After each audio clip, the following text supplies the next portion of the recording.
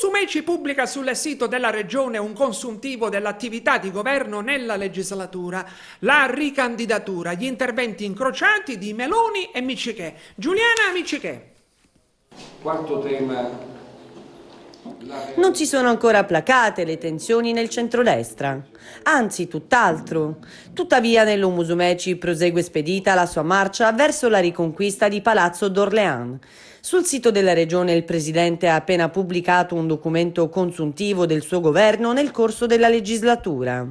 Si tratta di un testo di circa 100 pagine che riassume in estrema sintesi alcuni risultati raggiunti dalla giunta regionale, come l'avvio di 2 ZES, le zone economiche speciali in Sicilia orientale e occidentale, poi lo sblocco dei concorsi regionali dopo 30 anni, gli oltre 900 milioni spesi per i diversamente abili, il finanziamento di opere contro il dissesto idrogeologico per 567 milioni di euro, il risanamento dei conti regionali, l'assunzione di circa 9.000 professionisti della sanità nel biennio 2018-2020, l'istituzione di 10 parchi archeologici e di nuovi musei, la nuova legge urbanistica e la procedura per realizzare 2 termovalorizzatori per i rifiuti.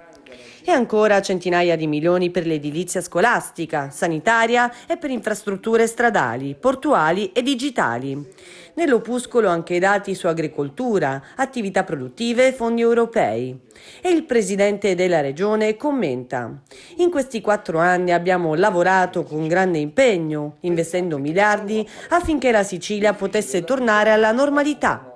Abbiamo portato avanti la rivoluzione della normalità e lo abbiamo fatto con il governo, con le forze politiche della maggioranza e con il Parlamento siciliano. Ci siamo riusciti? Sì, ma c'è ancora tanto altro da fare. Abbiamo lavorato nel silenzio del dovere, come dovrebbe fare chiunque.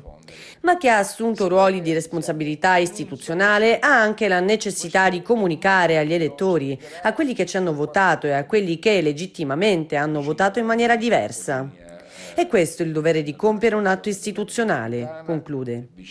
E nel frattempo la leader di Fratelli d'Italia, Giorgia Meloni, ha colto l'occasione di una manifestazione politica del partito per rilanciare il sostegno alla ricandidatura di Nello Musumeci in Sicilia. E ha affermato: Musumeci è il presidente uscente. Se ci sono alternative lo si dica, ma finora non ho avuto risposte, nessuna spiegazione politica. È il candidato del centrodestra unito, così come quasi ovunque. Uniti per scelta e non solo per abbattere l'avversario. Ancora nel frattempo Gianfranco Miccichè frena e ribadisce: ci sarà il nome del candidato presidente, ci saranno le coalizioni e speriamo che Musumeci sia insieme a questa coalizione. Io credo che non possa essere il candidato, ma lo penso io, non vuol dire che è sicuro. Però è giusto che ognuno dica quello che pensa in questo momento, poi vedremo cosa succede, ma con calma. Data da Agrigento, perché ci serviva per